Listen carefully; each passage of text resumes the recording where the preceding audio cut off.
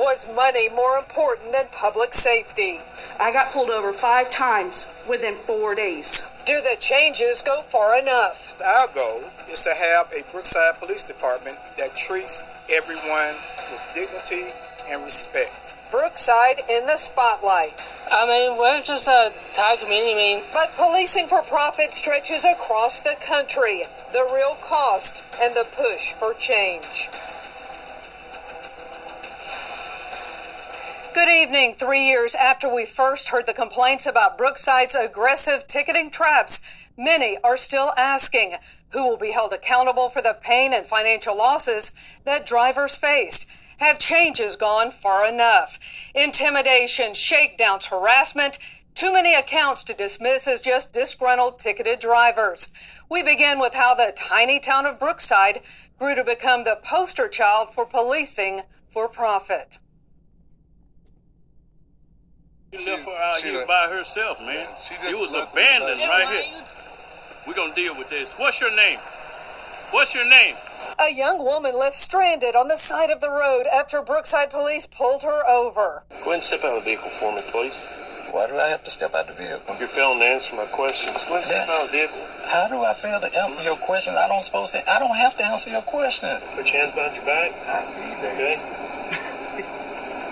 You don't have to make this hard, sir. Oh, my gosh. Unsettling, terrifying encounters with police.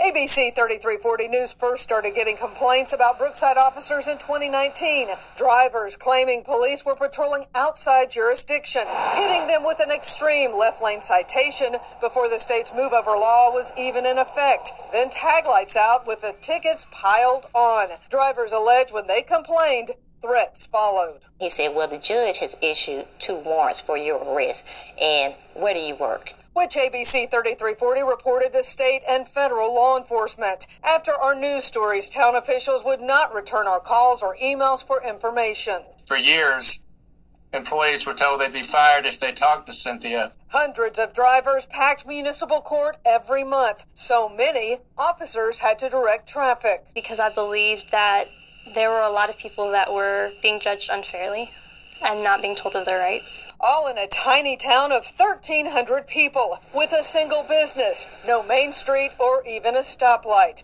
It was a police force that grew from a single officer to 14. Chief Mike Jones transforming the department's look and mission. Blacked out vehicles, officers dressed in SWAT-like uniforms who wouldn't even sign their names to tickets. A tank and SWAT unit, even a canine named Cash. Although major crime here was virtually non-existent, on social media, Chief Jones painted his town as a drug-infested, crime-ridden community that needed his force's protection. And the money from what many called excessive, unjustified ticketing rolled in. The money accounting for 50% of the town's budget. But a lot of small towns operate on that model.